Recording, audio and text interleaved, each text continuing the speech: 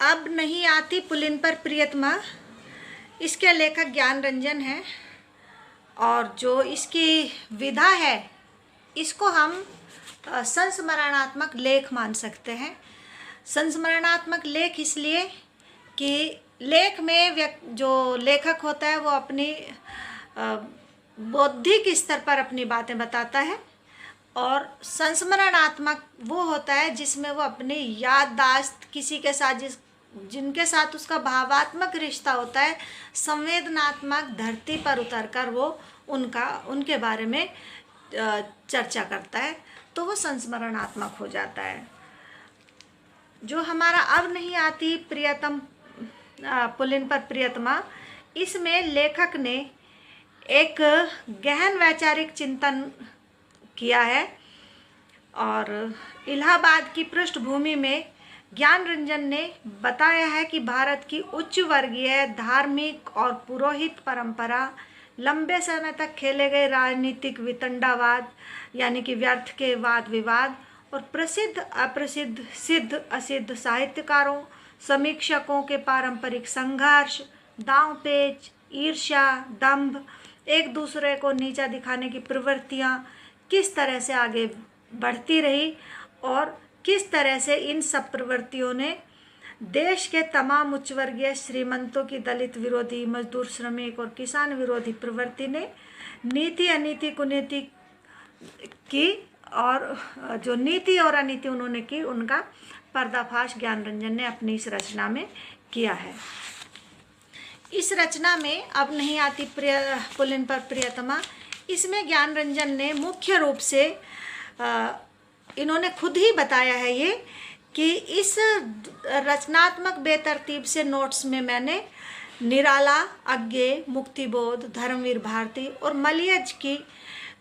मलियज को कुछ वास्तविकताओं और कुछ कल्पनाओं से शहर की यानी कि इलाहाबाद की पृष्ठभूमि में याद करने का प्रयास किया है।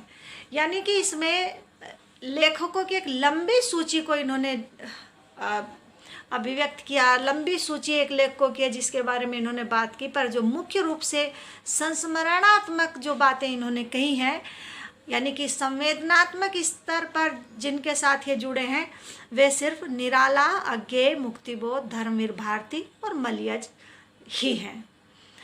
अब इसमें सबसे पहले आप जो अब नहीं आती पुलिन पर प्रियतमा, इसके बारे में सोचिए कि ये क्या है। ये निराला जी की एक कविता है और इसका मैंने आपके जो क्लासरूम है पे इस पर डाला है इस कविता को इंटरनेट से निकाल के। तो इसमें अब नहीं आती पुलिन पर प्रियतमा, तो जो पुलिन होता है वो किसी नदी का या सागर का किनारा पुलिन कहलाता है, और अब नहीं आती पुलिन पर प्रियतमा श्याम तृण पर बैठने को निरुपमा। तो एक ऐसा माहौल की आप कल्पना कर सकते हैं कि नदी का किनारा है जहाँ हरी हरी घास है, वहाँ प्रियतमा अपने प्रेमी से मिलने के लिए आती थी, लेकिन अब वो नहीं आती है। निरुपमा यानी कि जिसकी उपमा किसी दूसरे से, जिसकी तुलना किसी दूसरी से नहीं की जा सकती, ऐसी वो निरुपमा प्रेयसी थी जो प्रेमी से मिलने के लिए नदी के किनारे आया करती थी। नदी यानी कि जो प्रयागराज है हमारा, जो इलाहाबाद है, वो संगम माना जाता है, गंगा यमुना सरस्वती का संगम वहाँ होता है, और उसकी हरी हरी घास जो किनारे पर थी वहाँ पर बैठने के लिए, बात करने के लिए प्रेमिका आती थी, लेकिन अब वहाँ वो नहीं आती है। क्यों नहीं आती है? क्योंकि अब नदी की धार में पानी इतना नहीं रह गया है, उसके किनारे केवल सूखा बालू रेत है, और उस पर जो आसपास कहीं घास थी वो सूख चुकी है। वहाँ का माहौल अब ऐसा नहीं रह गया है, हरी हरी घास नहीं है कि वहाँ प्रियतमा आए और उससे बात करे। और क्योंकि अब प्रियतमा वहाँ नहीं आती है तो उसके जीवन में उदासी छा गई है। इसी तरह से अब हम इलाहाबाद को इस परिप्रेक्ष्य में देखना चाहते हैं। ज्ञान रंजन इस परिप्रेक्ष्य को देखते हुए ये कहते हैं कि जो वहाँ का ऐश्वर्य था, जो विकास था, जो वहाँ की शिक्षा थी, वहाँ साहित्यकारों का पूरा एक ग्रुप रहता था, अब धीरे धीरे वो वहाँ से चले गए हैं। और उसके पीछे जो इन्होंने बताया यानी कि जो उसका विकास होना था, उन्नति होनी चाहिए थी, वो नहीं हुई। और उसके पीछे इन्होंने बताया है कि वहाँ की जो जातीयता, उच्च वर्ग की धार्मिकता, मतलब जो उच्च वर्गीय लोग थे वे, और वहाँ के कुछ धार्मिक पुरोहित और कुछ नेता, कुछ समीक्षक जो लेखक थे, उनका आपस का जो द्वंद्व था, उन्होंने वहाँ का माहौल ऐसा कर दिया कि लोग वहाँ से बाहर जाने के लिए विवश हो गए थे। और उसी संदर्भ में इन्होंने अपने कुछ लेखकों का, जो इनके सहृदय लेखक रहे हैं, जो इनके आत्मीय लेखक रहे हैं, उनका इन्होंने जिक्र किया है। इसमें हम सबसे पहले ये बताते, इसमें पेज नंबर 146 पर बता रहे हैं, पूरी की पूरी लिस्ट है। पंत, निराला, महादेव वर्मा, बच्चन, नीलाचंद्र जोशी आदि आदि, ये पूरी लिस्ट है। और ये सभी इलाहाबाद में आकर बसे थे। प्रतीक के आयोजक और तार सप्तक के विख्यात अज्ञे इलाहाबाद में काफ़ी समय तक रहे थे और बाद में भी वे आते जाते रहे। वे गए वहाँ पर, लेकिन वहाँ पर बस नहीं सके, और नहीं बस सके इसके पीछे भी वहाँ की कुछ ऐसी विडंबनाएं रही जिसके कारण वो वहाँ बस नहीं सके। अब ये बता रहे हैं कि नरेश मेहता और उपेंद्र नाथ अश्क के घरों से तीसरे कोने में, यानी कि जहाँ नरेश मेहता रहते थे, उपेंद्र नाथ अश्क रहते थे, उन्हीं से कुछ दूरी पर फणीश्वर नाथ रेणु भी रहे थे। और उनके पड़ोस में सुप्रसिद्ध अभ्युदय प्रेस के पीछे निगम के हाथे में मोहन राकेश अपनी माँ के साथ रहते थे। 7 वर्ष के लगभग नेमीचंद्र जैन भी वहाँ रहे। और रेणु की विशेषता बताते हुए ये कहते हैं कि रेणु के पास गोद में रहने वाला एक सफ़ेद कुत्ता होता था। वे कम बोलते थे। फणीश्वर नाथ रेणु, जो मैला आंचल के लेखक हैं, वे कम बोलते थे आदिवासियों की तरह, और बहुत गहरे कलाकार की तरह आकर्षित करते थे। वे मैला आंचल के पुनर्जागरण के दिन थे, यानी कि मैला आंचल उन्होंने जब लिखा ही लिखा था और उसके प्रचार प्रसार के दिन चल रहे थे, तब लेखक कहते हैं ज्ञान रंजन की, मैं जितना जानता हूँ मैला आंचल को लेकर इलाहाबाद में जैसी बहस चली थी, वह अगर ना होती तो रेणु यकीनन इलाहाबाद में बस सकते थे। यानी कि एक अच्छे लेखक हैं मैला आंचल के फणीश्वर नाथ रेणु, और उनकी प्रतिष्ठा है लेखक समाज में, लेकिन उनके इस उपन्यास को लेकर वहाँ इतनी बहस चली, विरोधी बहस चली कि उन्हें इलाहाबाद छोड़कर जाना पड़ा। तो सोचिए कि अगर इतने बड़े बड़े लेखक वहीं पर बसे होते तो उसका मान सम्मान कुछ अलग ही होता, लेकिन बड़े बड़े लेखक धीरे धीरे वहाँ से खिसकते रहे। और उसके कुछ ऐसे कारण थे कि जैसे मैला आंचल का विरोध हुआ, बहस चली, तो अगर उनके पक्ष में चलती तो उन्हें अच्छा लगता, लेकिन उनके पक्ष में वहाँ नहीं चली।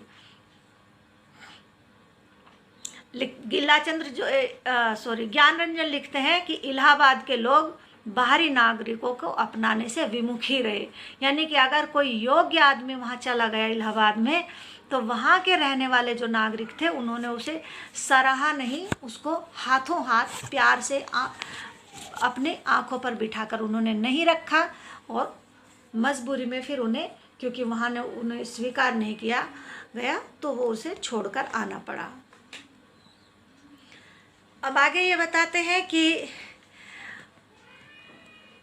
जब मेरी उम्र थोड़ी थी, ज्ञान रंजन कहते हैं, यानी कि मैं या तो विश्वविद्यालय में प्रवेश पा चुका था या फिर विश्वविद्यालय में प्रवेश पा रहा था, यानी कि विश्वविद्यालय में पहुंचा था, तो उस समय अजित कुमार और ओंकारनाथ श्रीवास्तव इलाहाबाद छोड़ चुके थे।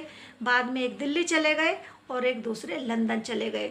यानी कि उनमें इतनी योग्यता थी कि वे दिल्ली या लंदन जा सकते हैं, तो क्या इलाहाबाद में नहीं रह सकते थे? लेकिन इलाहाबाद में उन्हें वो प्यार और समर्थन उनकी योग्यता को उनको नहीं मिला, उनकी प्रतिभा का वहाँ वो सम्मान नहीं हुआ कि उनको वहाँ रहने में दिलचस्पी रहती, रुचि होती। और बाबा नागार्जुन भी इस समय इलाहाबाद में थे, वे वहाँ बसे भी, और उनकी एक तरफा कहानी उपेंद्र नाथ अश्क लिख भी चुके हैं। लेखक बताते हैं कि इलाहाबाद एक गरीब शहर है, यह किसी की सांसारिक पूर्ति नहीं कर सकता। इसका मतलब ये है कि अगर कोई लालची आदमी है, केवल प्रतिभा का सम्मान नहीं कराना चाहता, बल्कि प्रतिभा को बेचना चाहता है बड़ी रकम में, तो वो तो इलाहाबाद में उन्हें नहीं मिल सकती, क्योंकि इलाहाबाद का बैंक बैलेंस कमज़ोर है। वह किसी की पूर्ति करने में बहुत सक्षम नहीं है। इसके बावजूद भले ही वहाँ पैसा बहुत ज़्यादा ना हो, लेकिन फिर भी लेखकों का एक बड़ा समाज वहाँ जाता रहा और फिर वहाँ से लौटता रहा। अब दूसरे वो ये बताते हैं कि इलाहाबाद के एक तरफ बनारस है और एक तरफ लखनऊ है। बनारस का एक अलग ही सिक्का है, बहुत ही सुनहरा सिक्का, लेकिन हजारी प्रसाद द्विवेदी जी, नामवर जी, त्रिलोचन जी, विष्णुचंद्र शर्मा, विद्यानिवास मिश्र ये बनारस से उखड़ गए और उखड़कर ये प्रयागराज भी आए, फिर दिल्ली भी आए। ये कहते हैं कि अगर ये बनारस से आए तो ये इसलिए आए क्योंकि इनके बाहर कुछ मजबूत संबंध थे, उनके सहारे ये उस रेखा को लांघ कर आ गए बनारस के को। वरना तो जो इलाहाबाद है उसने उचक्के कवियों को, यानी कि छोटे मोटे सतही कवियों को जो गहराई से साहित्य को नहीं समझते हैं, उन्हें इलाहाबाद से दूर ही रखा था। बनारस में ही उन्हें रोक दिया था, इधर उधर आगे नहीं बढ़ने दिया था। इलाहाबाद में तो आने ही नहीं दिया था, बाहर भी नहीं बढ़ने दिया था। लेकिन जिनका अभी नाम हमने गिना, उनके कुछ संबंध थे जिनके सहारे वो बनारस को छोड़कर चले आए। दूसरी तरफ लखनऊ है, एक खुशनुमा सैरगाह की तरह दमक रहा है और वह बनारस से बेहतर हालात में है। जब शताब्दी मध्य तक ढल गई थी, यानी कि 1950 के बाद लौटते हुए अंग्रेजों की बाहरी छाया लगातार शहर में दिखती थी। मध्य तक ढल गई थी मतलब 1950 तक जब धीरे धीरे आ रही थी, क्योंकि 1947 में हमारा देश आज़ाद हुआ था। तो उस समय इलाहाबाद का अतीत जो था वो, ये ज्ञान रंजन कह रहे हैं कि उस समय मुझे इलाहाबाद का अतीत भी दिख रहा था और इलाहाबाद का भविष्य अभी तक हम देख नहीं सकते थे, क्योंकि हमें अपने ही दाल रोटी की चिंता या अपने आगे बढ़ने की इतना चिंता थी कि हम इलाहाबाद के भविष्य को नहीं देख पाते थे। अतीत तो हमें दिख रहा था। और उस समय जब ये हमसे मतलब ज्ञान रंजन केवल अपने लिए नहीं कह रहे हैं, बल्कि अपनी पीढ़ी के सभी लेखकों के लिए कह रहे हैं कि जब हम अपने वर्तमान में पूरी तरह से डूबे हुए थे कि पता ही नहीं लगता था कि मानव जाति फल फूल रही है या बूढ़ी हो रही है, उस समय एकाएक निराला ने अपनी एक कविता लिखी जिससे हमें अपने जो सपने में हम वर्तमान के सपने में जी रहे थे, स्वार्थ के सपने में जी रहे थे, वो भंग होने लगा था। और ये कविता थी, अब नहीं आती पुलिन पर प्रियतमा, शाम तृण पर बैठने को निरुपमा। अर्थात जब पुलिन पर प्रियतमा नहीं आती थी और तब इलाहाबाद की घास सूखना शुरू हो चुकी थी। इसका मतलब था कि अब जब इन्होंने ये कविता लिखी थी निराला ने, उस समय इलाहाबाद पतन की तरफ चलने लगा था। उस पतन के कितने कारण हैं ये आगे लेखक बताएंगे। पर इसी समय जब इन्होंने ये अपनी कविता लिखी निराला ने, अब नहीं आती पुलिन पर प्रियतमा, उसी समय धर्मवीर भारती ने अपना गुनाहों का देवता उपन्यास लिखा था। गुनाहों के देवता उपन्यास में रोमांस था, रोमानी प्रेम था, जो इनके बिल्कुल विरुद्ध जा रहा था निराला जी के। तो निराला जी एक तरफ बता रहे हैं कि अब इलाहाबाद का वो माहौल नहीं रह गया है कि यहाँ पुलिन पर, यानी कि नदी के किनारे, संगम के किनारे बैठने के लिए कोई प्रेमिका अपने प्रेमी से मिलने के लिए आए, क्योंकि वहाँ की घास सूख चुकी है। और घास सूखना भी यहाँ प्रतीक अर्थ में है, यानी कि जो दिलों में आत्मीयता, प्रेम भाव होता है वो वहाँ सूख चुका है, वो खत्म हो चुका है। उस समय अगर धर्मवीर भारती गुनाहों का देवता प्रेम का एक उपन्यास लिखते हैं तो उसका विरोध होने लगता है। वहाँ एक परिमल समूह, जो निराला जी थे, इनका एक काव्य संग्रह परिमल था और विश्वविद्यालय के छात्रों ने एक परिमल समूह बना लिया उन्हीं की प्रेरणा से। और उसमें बहुत सारे लेखक, जो युवा लेखक थे वो जुड़े, कुछ वरिष्ठ लेखक भी उसमें जुड़े और वे काव्य गोष्ठियाँ, विचार गोष्ठियाँ, समीक्षा गोष्ठियाँ निरंतर करते रहे और वो बड़ा प्रकाश में भी आया और उसकी बड़ी प्रतिष्ठा भी हुई। धर्मवीर भारती इलाहाबाद के एक अनूठे और आखिरी रोमांटिक थे। इलाहाबाद उनकी जगह नहीं थी और वे अंतिम रूप से सदा के लिए परदेश चले गए, क्योंकि परिमल समूह जो पहले भारती को धर्मवीर भारती को अपने लाडले नेतृत्व रूपी सितारे के रूप में देखता था। बाद में उनकी पॉल को पहचान गया था और उनकी मनुष्यता को पहचान गया था कि उनमें कितनी मनुष्यता है। वे भीतर भीतर भारती को नकार चुके थे, यानी कि वो परिमल समूह में ही थे लेकिन भीतर भीतर वे नकार चुके थे। और अगर परिमल समूह जो इलाहाबाद में बना था और उसकी शाखाएं बाहर भी, इलाहाबाद से बाहर भी बनने लगी थी, अगर परिमल समूह ने वहाँ अंदर उन्हें नकार देता है तो उनका वहाँ रहना कितना कठिन था, ये सोचा जा सकता है। इलाहाबाद में रेणु का मैलांचल, भारती का गुनाहों का देवता, और श्रीलाल शुक्ल के राग दरबारी के बारे में बहुत विवादास्पद मत बना था। यानी कि आज जो राग दरबारी शुक्ल है, गुनाहों के देवता है, मैलांचल है, ये अच्छे उपन्यास माने जाते हैं, पर जब ये लिखे गए तो इनके बारे में अच्छा मत नहीं बना, बहस छिड़ी। और ये भी कहा गया, यानी कि अगर कोई अच्छा लिख रहा है, उसको लोग पसंद भी कर रहे हैं, तो भी जो कुछ संगठन थे, लेखक संगठन यानी साहित्यिक संगठन, वो ये कहते थे सर्वेश दयाल की कविताओं को कि अगर उनकी कविताएं कवि को और श्रोताओं को रुला देती हैं और अच्छी लगती हैं तो इससे प्रभावित होने की कोई ज़रूरत नहीं है। यानी कि एक अंदर ही अंदर द्वेष ऐसा पनपता था कि जिसको अच्छी कविताएं अगर कोई लिख भी रहा है तो उसको भी सराहने की जगह चुप रह जाना या उनके विरोध में कोई तर्क ढूंढना कि उनको हतोत्साहित किया जाए, ऐसा माहौल वहाँ का बन गया था। बहरहाल भारती ने अपनी उद्दाम वासना और प्रणय से, यानी कि जो उनके अंदर वासना थी और प्रेम था। एक चीज़ मैं बता देती हूँ कि अक्सर जो युवक युवतियों के बीच में प्रेम होता है उसका आधार वासना ही होती है। एक बिल्कुल दैवी प्रेम नहीं हो पाता है शुरू में, बाद में भले ही वो वासना के रास्ते चलकर दैवी प्रेम में बदल जाए। तो उस प्रेम को, एक लड़की को अगर कोई लड़का प्यार करता है तो वो तभी करता है जब उसमें वासना, और जितनी ज़्यादा वासना होगी उतनी ही मधुरता के साथ वो उससे पेश आ सकता है। तो इसी तरह से जो धर्मवीर भारती थे उनके अंदर प्रेम भी था, वासना थी, और अपने वासना और प्रेम से उन्होंने इलाहाबाद को एक खास आईने में एक खास तरह की शक्ल की तरह देखा। यानी कि उन्होंने इलाहाबाद को एक दर्पण की तरह, शीशे की तरह, मिरर की तरह देखा, और पिंजरे में एक पक्षी की तरह देखा, और दिल में एक दिल की तरह उसे बचाने की कोशिश की।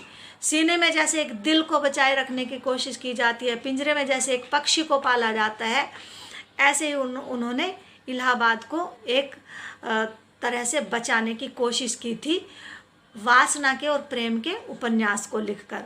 लेकिन वास्तविकता जो थी वो पुलिन निराला की कविता ही थी, और क्योंकि धर्मवीर भारती को वहाँ नकार दिया गया तो वो फिर उसे विकास की गति पर आकर, जिसमें प्रेम आगे से खूब बढ़ता रहे, वो नहीं बढ़ सका, क्योंकि धर्मवीर भारती को वहाँ से छोड़कर जाना पड़ा।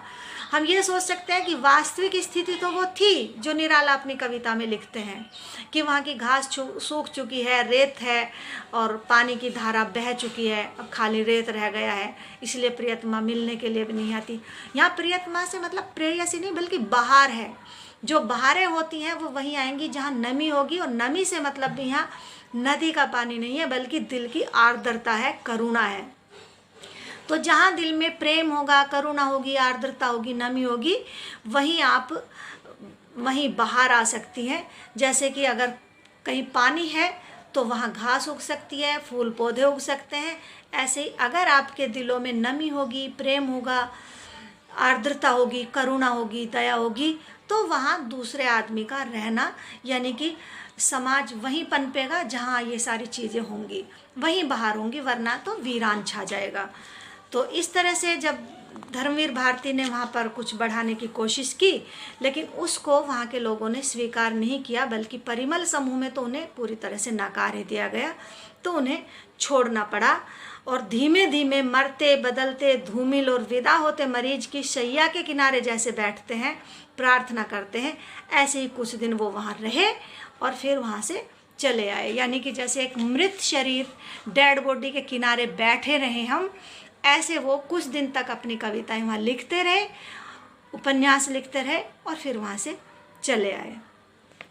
अब वो निराला के बारे में बात करते हैं। धर्मवीर भारती हुआ।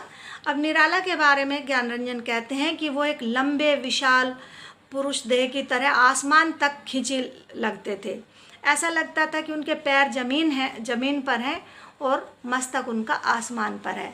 लेकिन यह उनका एक पक्ष है। दूसरा पक्ष ये है कि भीतरी तौर पर वे कोमल स्त्री की तरह थे जो नदी में छलांग लगाकर गहरे में डूब गई हो। कविता और गीत का यह अद्भुत संतुलन निराला में था, जो बाद में कई तरह के जीवन के असंतुलन में भी बदल गया था। निराला के लिए ज्ञानरंजन कहते हैं कि हम उनसे बहुत डरते थे, उनके पास बहुत कम जाते थे और सहम कर जाते थे। लेकिन हमारे कई दोस्त दारागंज में रहते थे, निराला भी दारागंज में ही रहते थे, और वहीं दारागंज के जो दोस्त थे वो ऐसे थे जो नाव चलाते थे, यानी कि नाविक थे, गरीब थे, और उनके साथ निराला जी का अच्छा संबंध था। इतना अच्छा संबंध था कि वे बेहिचक उनके पास चले जाते थे।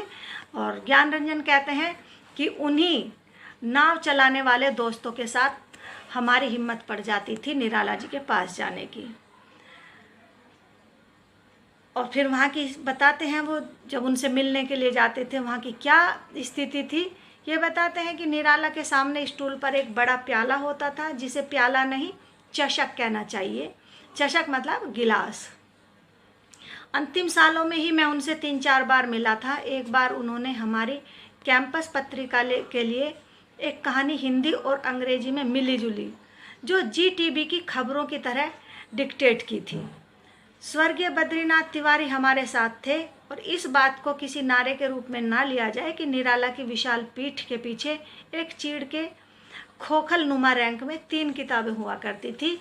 और वो 3 किताबें कौन सी थी? एक रामचरितमानस, एक मार्क्स की दास कैपिटल, और तीसरी शेक्सपियर का एक खंड। और ये कहते हैं कि अगर निराला के भीतरी तहखानों में जाना है तो वहाँ से निकल पाना असंभव काम है। इसलिए उनकी भीतरी तह में, यानी कि उनके जो जीवन की अंदर की चीज़ें थी, उनमें जाने की, झांकने की लेखक की हिम्मत नहीं होती थी। वहीं महादेवी वर्मा भी रहती थी, लेकिन महादेवी वर्मा के पास कभी नहीं जा पाए लेखक। और उसके पीछे ये कारण बताते हैं कि एक तो वे अच्छे ठाठदार इलाके में रहती थी। निराला जी एक गरीब इलाके में रहते थे जहाँ नाव के चलाने वाले नाविक लोग, मल्लाह लोग रहते थे। लेकिन दूसरी ओर जो महादेवी वर्मा थी वो एक ठाठदार पोश इलाके में रहती थी।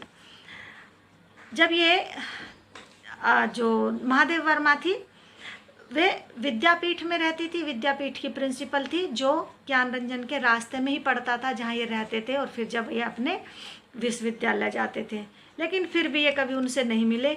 और क्यों नहीं मिले?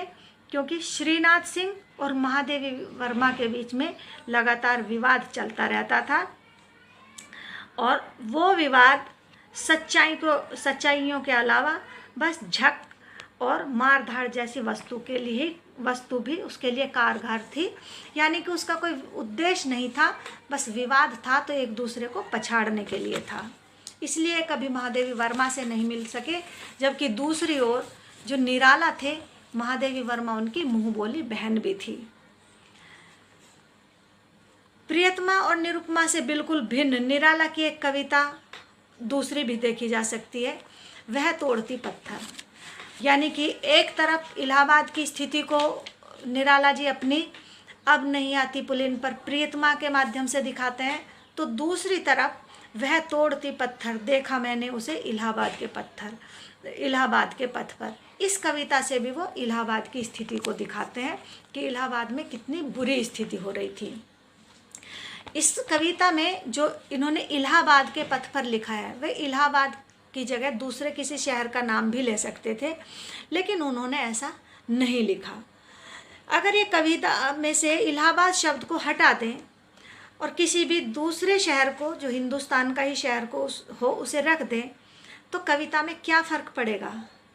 फ़र्क पड़ेगा, भले ही यथार्थ में दृश्य एक सा ही हो, इलाहाबाद की सड़क भी और दूसरे शहर की सड़क भी, जहाँ एक महिला, एक स्त्री, मजदूर स्त्री पत्थर तोड़ रही हो धूप में बैठी हुई, वो दोनों की स्थिति एक ही रहेगी, चाहे इलाहाबाद शहर हो भारत का या कोई दूसरा शहर। लेकिन इसका फ़र्क क्या पड़ता है कि इलाहाबाद को हटाकर दूसरा नाम रख देने पर कविता के अर्थ बदल जाएंगे। ये समझ लीजिए कि पूरी कविता बदल जाएगी, और बदल ही नहीं जाएगी बल्कि वो समाप्त हो जाएगी। ऐसा क्यों?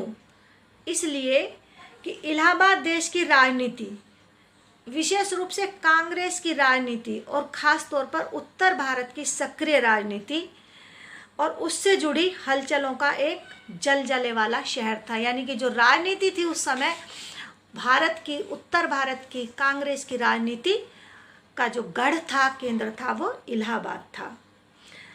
देश में इलाहाबाद उस समय ध्रुव तारे की तरह चमक रहा था और कांग्रेस की नीतियों के निर्धारण को लेकर गहमागहमी रहती थी, और कांग्रेस की नीतियों का निर्धारण इलाहाबाद में ही होता था। लेकिन जो हमारे देश की राजनीति का जो केंद्रीय दल था, केंद्रीय राजनीतिक दल कांग्रेस थी। कांग्रेस की गहमागहमी, कांग्रेस की सारी नीतियों का निर्धारण इलाहाबाद में होता था। फिर भी भारतीय राष्ट्रीय कांग्रेस के किसी भी प्रारंभिक अधिवेशन में श्रमिक और असंगठित मजदूर उसके प्रस्तावों में या उसके एजेंडों में नहीं होता था।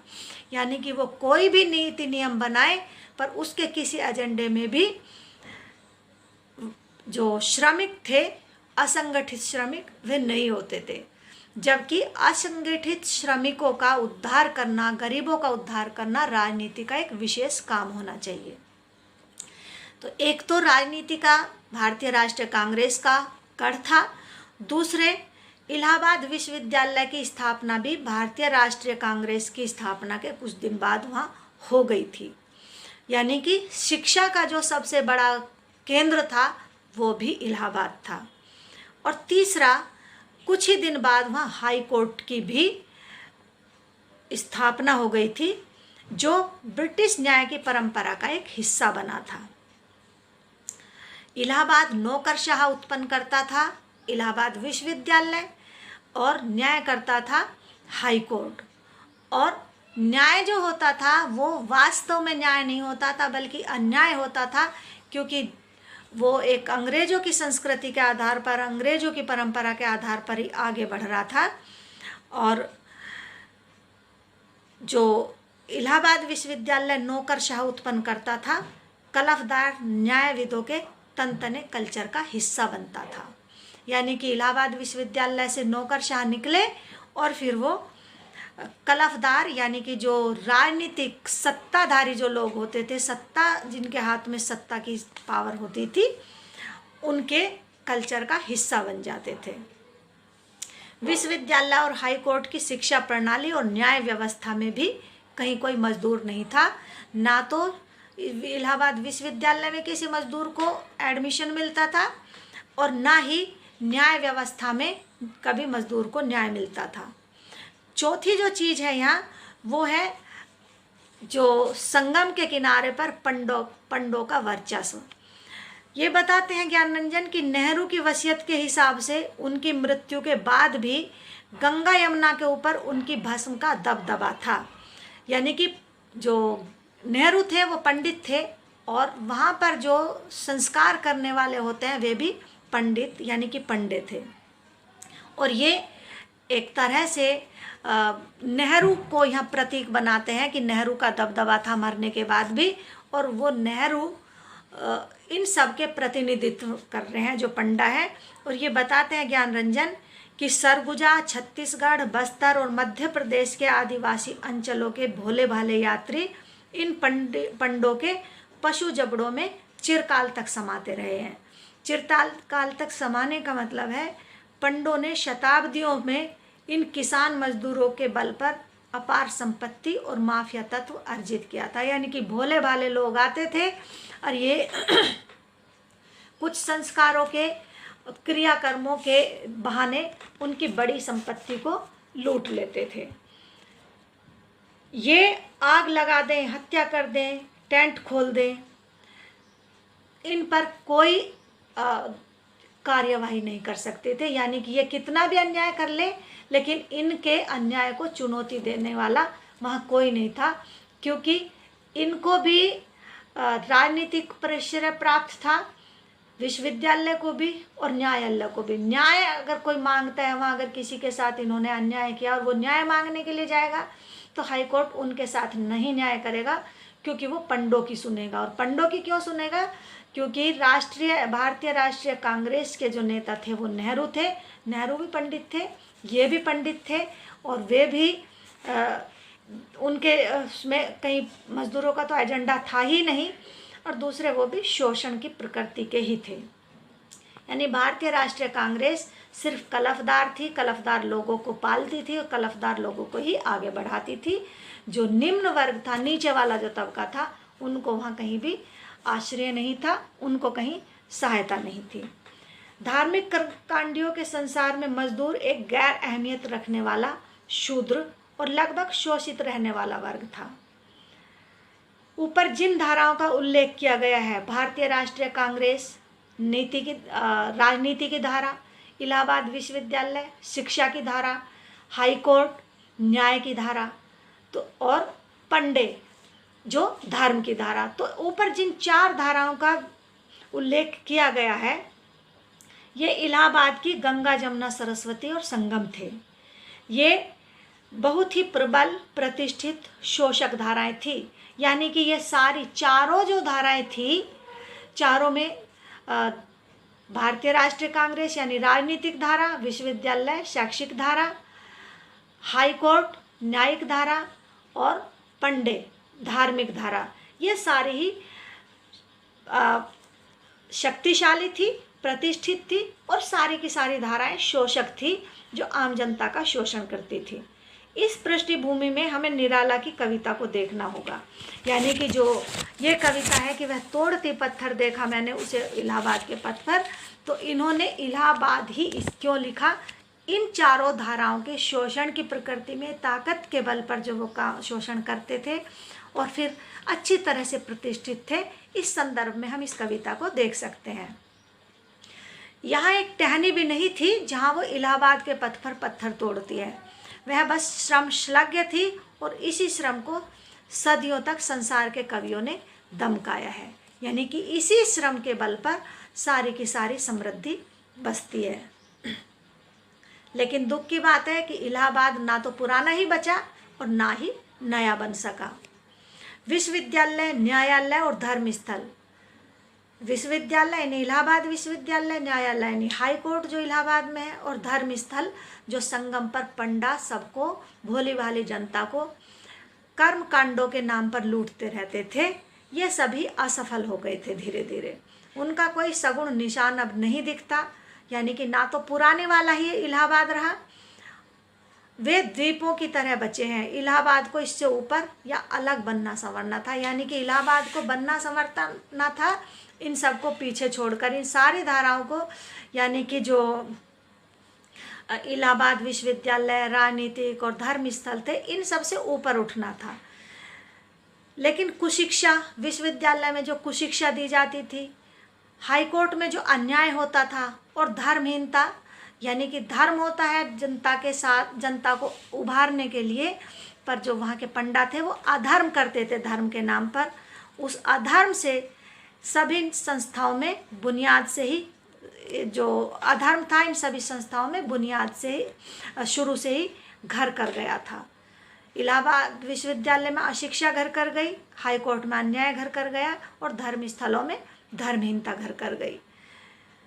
और इस तरह से वो संस्कृति तो विनष्ट होनी ही थी और अगली कोई बन नहीं पाई। आज भी शहर में पुल और सड़कें बहुत धीमी, यानी कि बहुत धीमा विकास है। जहाँ विकास ज़्यादा है वहाँ लोगों की भीड़ होती है, लेकिन इलाहाबाद में आज भी बहुत ज़्यादा विकास नहीं हुआ है अगर बाकी शहरों को देखें। पहले 500 साल में पुरानी बातें वाकई पुरानी लगती थी, पर अब 50 साल में भी बहुत पुराने लगने लगते हैं। जैसे हिरन छलांग मारकर गहरी उमंग में समय के कांटे या अंततः ढेर हो जाता है, वैसे ही गंगा और यमुना के पुलों के नीचे जो गहरा अथाह पानी था, अब धीरे धीरे वो सूख गया है। और उसी के परिणाम स्वरूप धीरे धीरे इलाहाबाद की घास भी सूखने लगी है और नदियों के किनारे रेतीला कछार फैलने लगा है। और फिर निराला लिखते हैं कि श्वेत निर्झर बन गया है, रेत जोतन रह गया है, श्वेत निर्झर बह गया है, रेत जोतन रह गया है। तो रेत जो तन रह गया है, इसका मतलब है कि जो निर्झर है, श्वेत निर्झर यानी कि सफ़ेद स्वच्छ पानी है, वो तो बहकर आगे चला गया है। और नदी की धारा जहाँ बहती थी, अब वहाँ केवल रेत रह गया है, रेत रूपी शरीर रह गया है। इसका मतलब ये है कि जो हमारे मनों में प्यार की धारा बहती थी, त्याग की धारा बहती थी, वो धारा तो अब कहीं चली गई है, ख़त्म हो चुकी है। अब केवल ये शरीर मात्र रह गया है, जिसे वो निर्जीव शरीर की तरह, रेत की तरह देखते हैं कि रेत में ना तो घास उग सकती है, ना कोई फल फूल का पौधा उग सकता है, केवल और केवल रेत है। तो ऐसे ही जो हमारा वहाँ की जो लोग हैं, उनमें प्यार कम रह गया है, द्वेष फैल गया है, और अब वो केवल शरीर मात्र है। वहाँ जो दिल की जो चीज़ होती है, संवेदनाएं जो होती हैं, प्यार और विश्वास जो होता है, वो नहीं रह गया है। इस गीत में सिकुड़ती हुई नदी का किनारा भी है और निराला के जीवन का किनारा भी, यानी कि निराला का जीवन भी बाद में ऐसा ही हो गया था, जहाँ उनके इर्द गिर्द संवेदनशील लोगों की बहुत कमी हो गई थी और उन्होंने अकेलापन महसूस किया था। इसके बाद हम चलते हैं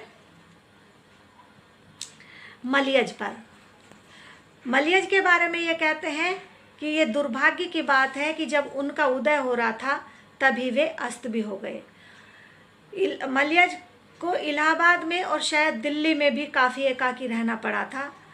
और ये बताते हैं कि मलयज की एक अच्छी कहानी को भैरवी ने केवल इसलिए नहीं छापा था, इसलिए उसे छापने से इनकार कर दिया था क्योंकि मलयज परिमलियन थे, यानी कि जो परिमल समूह बना था, मैंने पहले बताया था कि परिमल निराला का एक काव्य संग्रह था और उसी से प्रेरणा लेकर एक परिमल समूह बनाया गया था जिनमें साहित्यिक लोग थे, और मलयज भी उसी परिमल समूह के सदस्य थे। इसलिए भैरव प्रसाद ने अपने जो उनकी एक पत्रिका थी, उसमें इनकी कविता को छापने से मना कर दिया। बाद में वह कहानी कल्पना में छपी थी, कल्पना पत्रिका में। पर इन चीज़ों को मलयज बहुत भोलेपन से, बहुत विस्मय के साथ, आश्चर्य के साथ देखते थे, और इन सब के भीतरी घाव भी उनके दिल पर बने होंगे। बाद में मलयज भीतरी तौर पर परिमल से भी अंतराल में आते चले गए, यानी कि परिमल से भी वो धीरे धीरे दूर होते चले गए और उनका स्थान कहीं नहीं था। आज भी बस चले तो उन्हें भुलाने के लिए, उपक्रम भुलाने के लिए सत्ता संस्कृति सर्वोच्च प्राथमिकता से कर सकती है। यानी कि अगर आज भी वहाँ की सत्ता का बस चले, जिनकी सत्ता इसमें साहित्यिक समाज में होती है, तो वो सत्ता संस्कृति आज भी ऐसे उपक्रम प्राथमिकता से करेगी जिससे कि मलयज को भुलाया जा सके। लेकिन मलयज इतनी आसानी से भुलाए नहीं जा सकते, या अगर मलयज सितारों की तरह नहीं चमकते उस समय दिखाई दिए, तो उसके पीछे इन लोगों के द्वेष और षड्यंत्र रहे थे। इसके बाद ये बताते हैं कि हम 3 दोस्त थे, मैं, देवकुमार और विश्वंभर मानव का बेटा प्रभात। दिन रात हम साथ साथ रहते थे, मैं, देवकुमार और प्रभात। एक दिन देवकुमार हमारे चाय के अड्डे पर एक कागज़ का पुर्जा लेकर आया, यानी कि एक फटा सा कागज़ लेकर आया, और यह कागज़ अज्ञेय का लिखा हुआ था। सच्चिदानंद हीरानंद वात्स्यायन अज्ञेय इनका पूरा नाम है। पता नहीं देवकुमार किससे और किस तरह कबाड़ से उसको उठा लाया था। यह पुराना पुर्जा अज्ञेय के हाथ का लिखा हुआ एक नोट था, या निवेदन, या आदेश, या प्रेमल गिड़गिड़ समझ सकते हैं। यह नोट उस समय की एक बहेमियन कवयित्री के नाम लिखा गया था। बहेमियन कवयित्री यानी कि एक ऐसी लड़की, ऐसी कवयित्री जो अलमस्त व्यक्तित्व की थी, सामाजिक वर्जनाओं को नकार कर, सामाजिक जो वर्जनाएं होती हैं कि आप ऐसा नहीं कर सकते, ऐसा नहीं कर सकते, उन सब का उल्लंघन करके, उन सबको नकार के वो स्वच्छंद जीवन जीने में विश्वास रखती थी।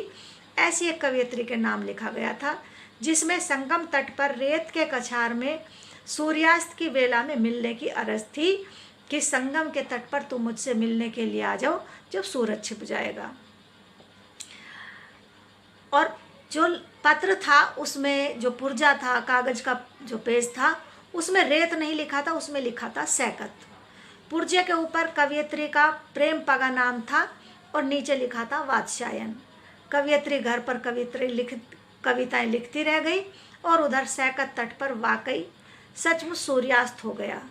इस सिचुएशन को ज्ञान रंजन कहते हैं कि मैं आज निराला की मनोदशा और आधुनिक संगति में देखता हूँ कि अब नहीं आती पुलिन पर प्रियतमा, श्याम तृण पर बैठने को निरुपमा। यानी कि अज्ञेय ने जब ये लिखा तो उन्होंने यही सोचा कि अब पुलिन पर प्रियतमा नहीं आती, क्योंकि वहाँ घास अब नहीं है, घास सूख गई है, इसलिए वो अपने घर में ही बैठकर कविताएं लिखती रहती है। दिन भर रोड पर ही चाय पीते रहे, बार बार चिट को पढ़ते रहे, यानी कि ये किलोल करते रहे। ये कहते हैं कि हमारे लिए वो पुर्जा एक बस कॉमेडी था, इससे ज़्यादा उसकी महत्ता नहीं थी। अब मैं सोचता हूँ कि अज्ञेय एक बहेमन को भी इस हद तक स्वीकार कर सकते थे, यानी कि अज्ञेय जो मर्यादाओं की बात कर सकते थे, वो एक ऐसी लड़की को कैसे स्वीकार कर सकते थे जो सामाजिक वर्जनाओं को नकारती है और स्वच्छंद जीवन जीने वाली अलमस्त व्यक्तित्व की लड़की है। पहली बात तो ये थी कि अज्ञेय जन्मजात उत्पन्न व्यक्ति थे और बाद में तो अज्ञेय अगर पुराने और बाद में अज्ञेय के दो व्यक्तित्व हमारे सामने आते हैं, एक तो उसका पुराना व्यक्तित्व और एक नया व्यक्तित्व। अगर पुराने और बाद के अज्ञेय में विभाजित करें तो बाद के अज्ञेय एक कल्चर के मोती थे, यानी कि जो हमारी भारतीय संस्कृति है उसका पालन करने वाले रहे थे। पहली पाली के अज्ञेय एक जन्मजात उत्पन्न व्यक्ति थे। जन्मजात उत्पन्न व्यक्ति से कि जो जन्मजात व्यक्ति की भावनाएं होती हैं, गुस्सा करने की, आज़ाद रहने की, स्वच्छंद रहने की, जितने वर्जनाएं होती हैं, इन सारी वर्जनाओं को हमारा समाज बनाता है। जन्मजात तो हम पशु पक्षियों की ही तरह पैदा होते हैं, जिस पर कोई वर्जनाएं नहीं होती हैं। हम जहाँ चाहे जा सकते हैं, जिससे चाहे बात कर सकते हैं, जैसे चाहे रह सकते हैं। तो जो पुराने वाले अज्ञेय थे वो जन्मजात व्यक्ति थे, यानी कि जैसे स्वच्छंद प्रकृति ने हमें पैदा किया है ऐसे थे। लेकिन बाद में बहुत साधना से उन्होंने अपने आप को भारतीय संस्कृति के अनुसार गढ़ लिया था। लेकिन वह उम्दा गढ़ा हुआ व्यक्ति भी कभी कभी रिलैप्स कर जाता था। यह भी मुमकिन है कि उन्होंने सैकत तट पर प्रेम नहीं, विचार के लिए ही उस कवयित्री को बुलाया हो। खैर, ये कुछ नहीं कहा जा सकता कि वो कैसे बुलाया था, पर ये बताते हैं कि अज्ञेय के उस पुर्जे को लेकर हमने खूब कॉमेडी की, खूब हंसे, खूब बातें की। इसके बाद ये आते हैं मुक्तिबोध पर। ये बताते हैं कि मुक्तिबोध को भी मैंने पहली बार इलाहाबाद में ही देखा था और सुना था, अधिक से अधिक 10-15 मिनट, यानी इससे ज़्यादा वो उस समय पहली बार में नहीं सुन सके थे। ये बताते हैं कि मैं विश्वविद्यालय से निकला ही था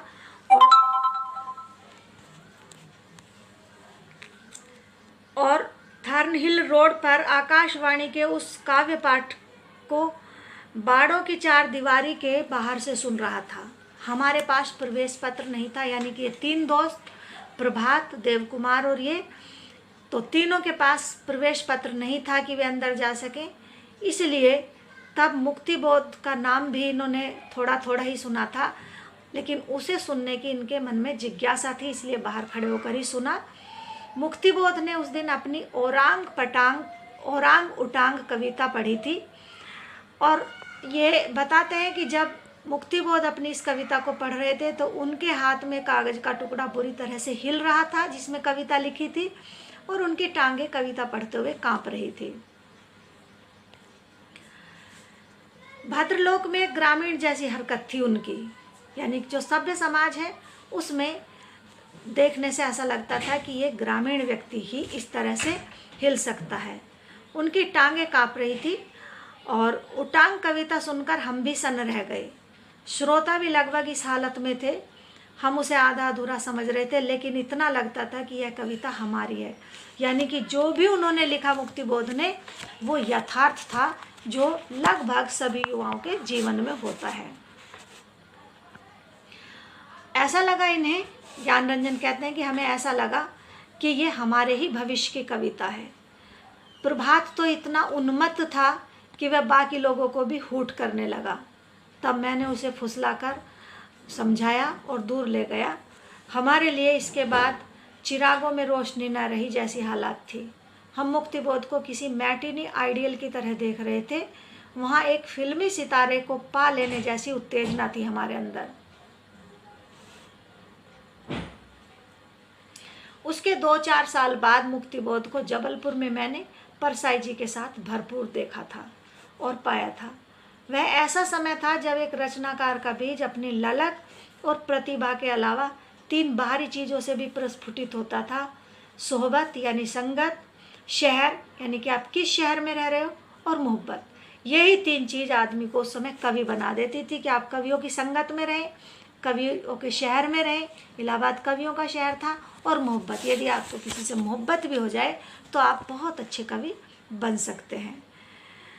तब ठोस यथार्थ और आकाशचरिता की दबिश नहीं थी, यानी कि कोई दाव नहीं थी कि आप ठोस चरित्र लेकर ही कविता लिखें।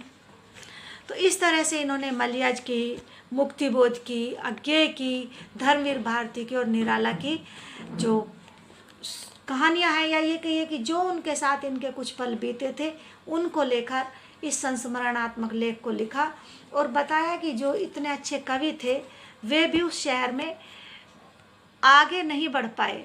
यानी कि कुछ बढ़े, लेकिन जैसे उनका कद बढ़ने लगता था वहाँ उनके कद को रोकने के लिए दूसरी चीज़ें आकर खड़ी हो जाती थी, और इसलिए वहाँ इनका विकास नहीं हो सका। और इनको क्योंकि भरपूर सुविधाएं नहीं मिली, इसलिए वो छोड़ गए।